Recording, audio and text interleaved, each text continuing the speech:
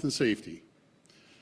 Faced with a very real prospect, patients being turned away from overwhelmed hospitals. Faced with consequences of inaction, this virus has consistently forced us to make decisions that no one ever wanted to make.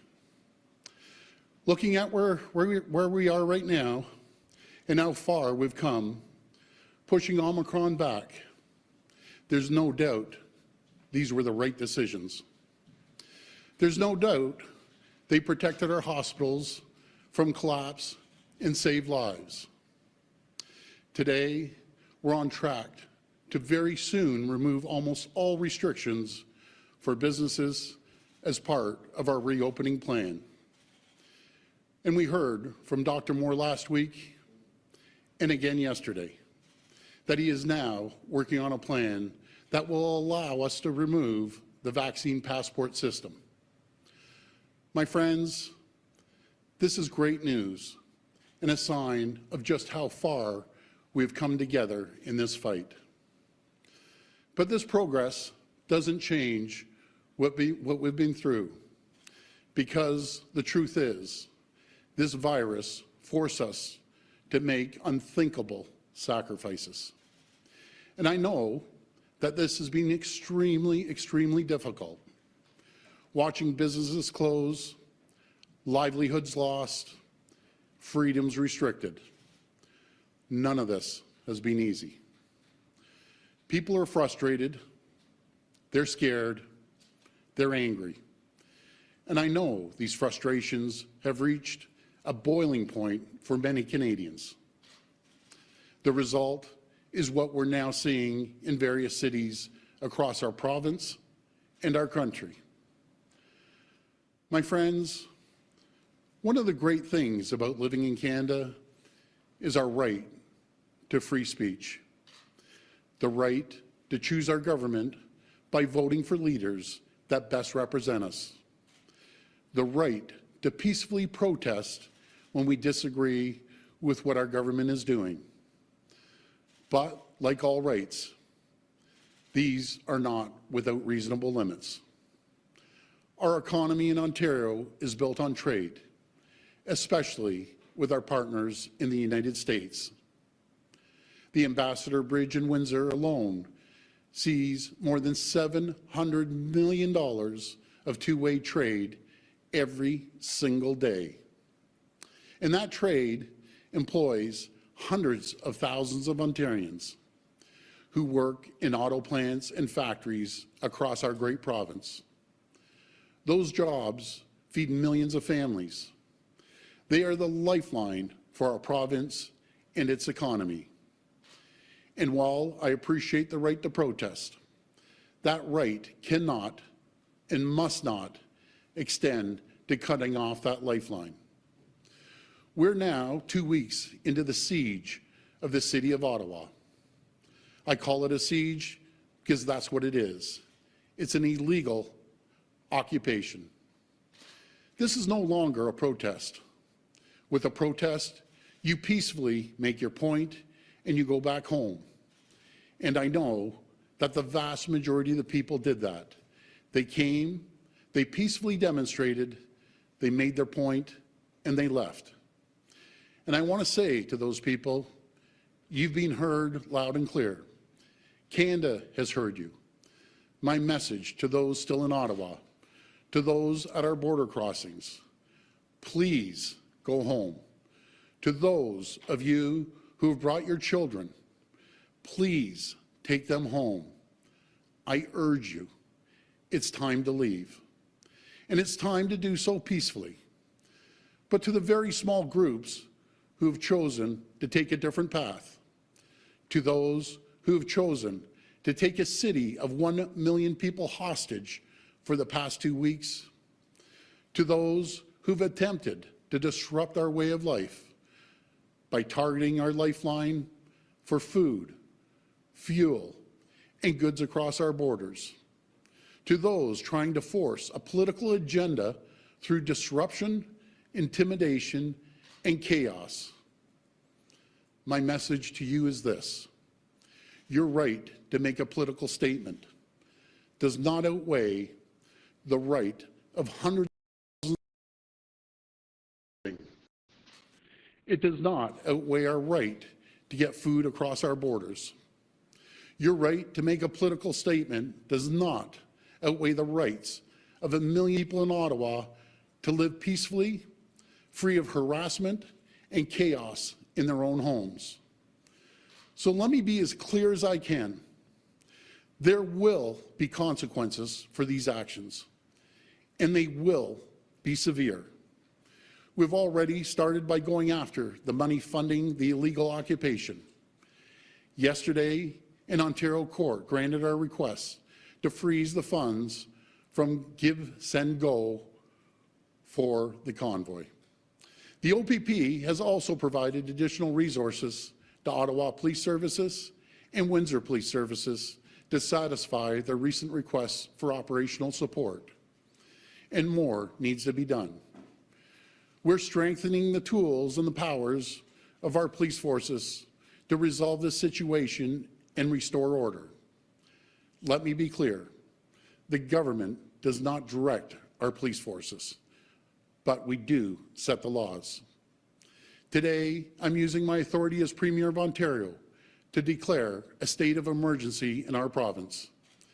And I will convene Cabinet to use legal authorities to urgently enact orders that will make crystal clear it is illegal and punishable to block and impede the movement of goods, people, and services along critical infrastructure. This will include protecting international border crossings, 400 series highways, airports, ports, bridges, and railways. It will also include protecting the safe and essential movement of ambulatory and medical services, public transit, municipal and provincial roadways, as well as pedestrian walkways. Fines for noncompliance will be severe, with a maximum penalty of $100,000 and up to a year imprisonment. We will also provide additional authority to consider taking away the personal and commercial licenses of anyone who doesn't comply with these orders. This will not impede the rights of Ontarians to peacefully protest. It will provide additional tools to help stop the illegal occupation of Ottawa and the Ambassador Bridge in Windsor. While these emergency orders will be temporary, we have every intention to bring new legislation forward that will make these measures permanent in law. We're taking these steps necessary to support our police as they do what it takes to restore law and order. And please, my friends, make no mistake, this is a pivotal moment for our nation. The eyes of the world are upon us right now, and what they are seeing is not who we are. It's not what Canada is about. This is not how we try to change things here in Canada. We do it through the ballot box. Because we are Canadian, and we are better than that. And so, as a province, as a nation, we must collectively draw a line. We must stand for the values that define us. We must come together right now. We must heal the divide that is fracturing our society. We must come together now, not as opponents, but as Canadians. And we must see that the sacrifices we're forced to make were made for a reason.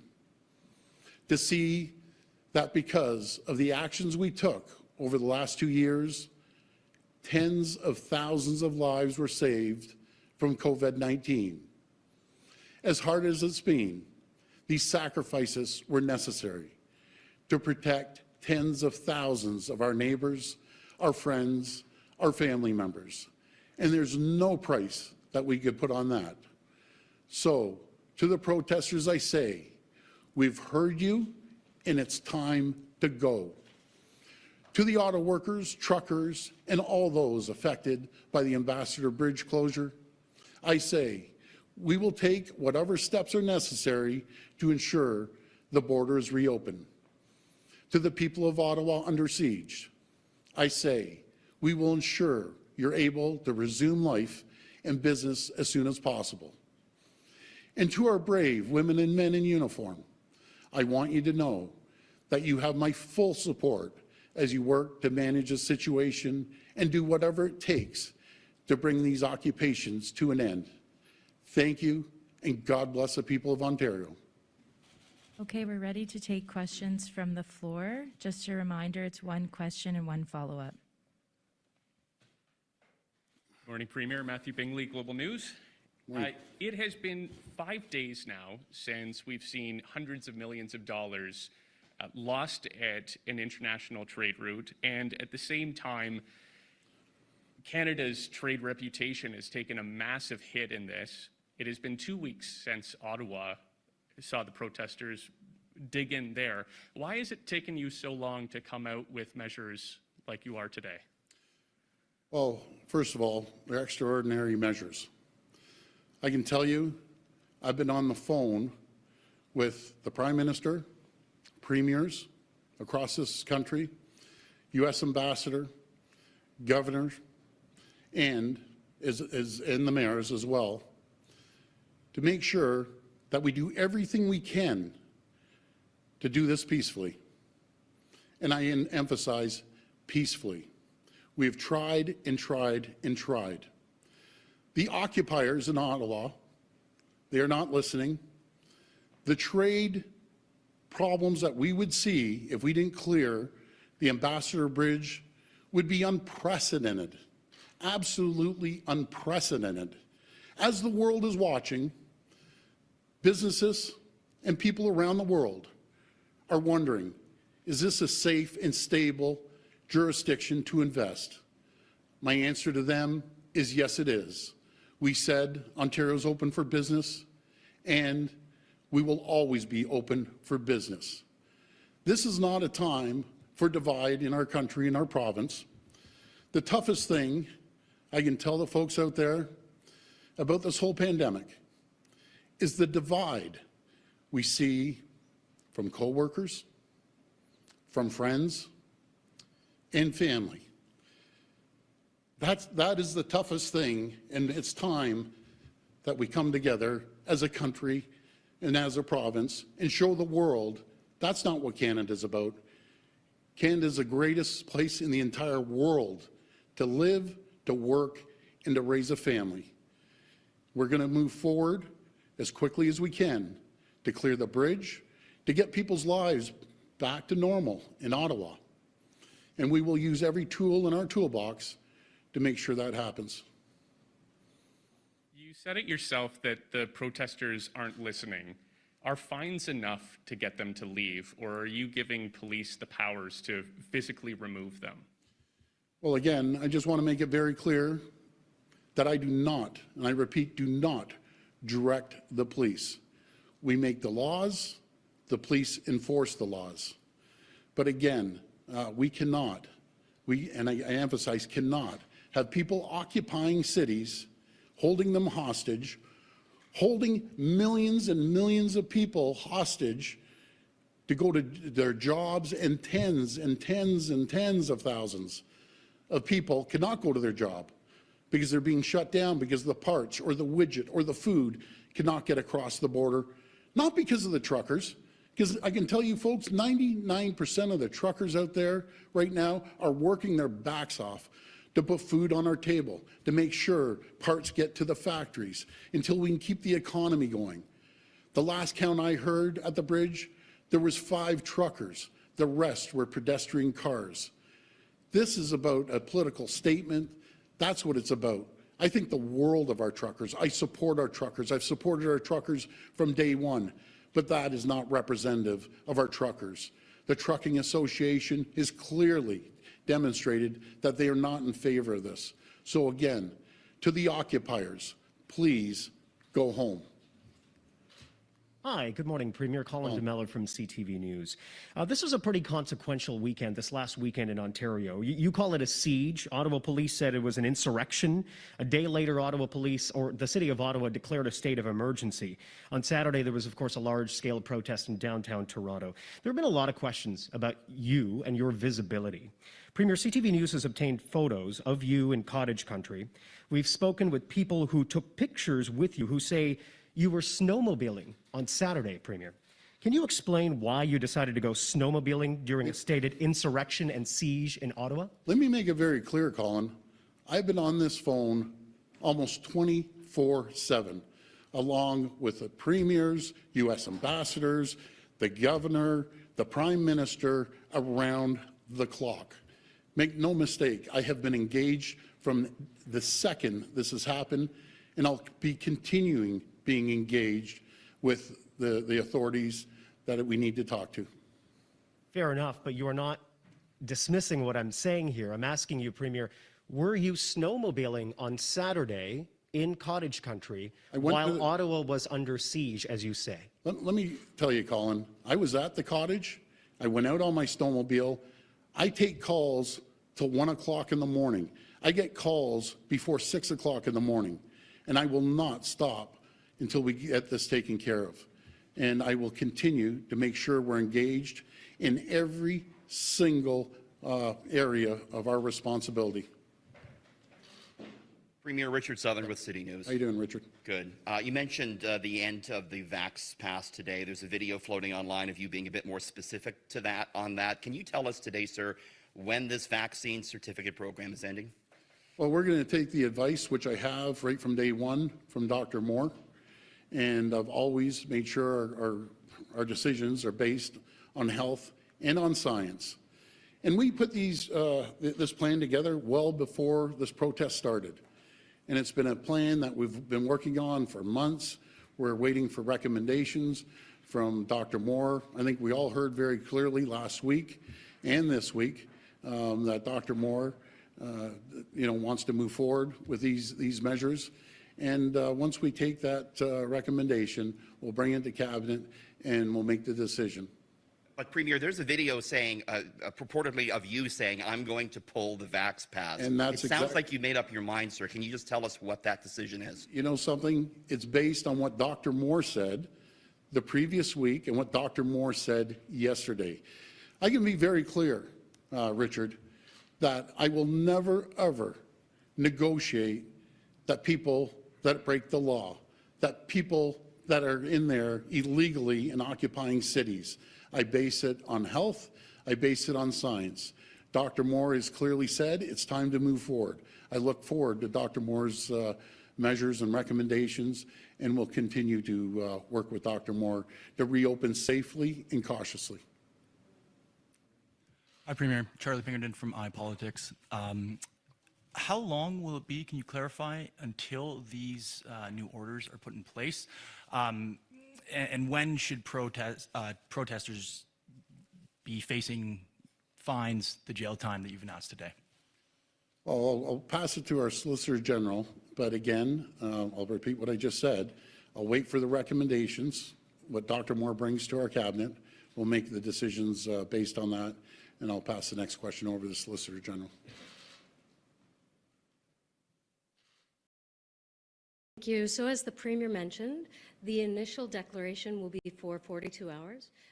The Cabinet will be meeting tomorrow to go over further amendments, and I think that you will see in the spring legislative session that we're going to start to deal with some of these safety problems that are causing people to be on public highways, on public roads, putting themselves and the community in danger.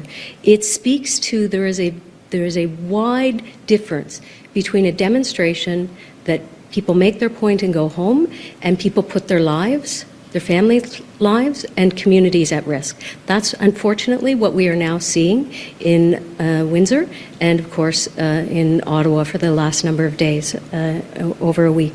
We want to make sure that people can safely go to work, access their homes, access their businesses, and unfortunately, in Ottawa and Windsor. That is not happening right now.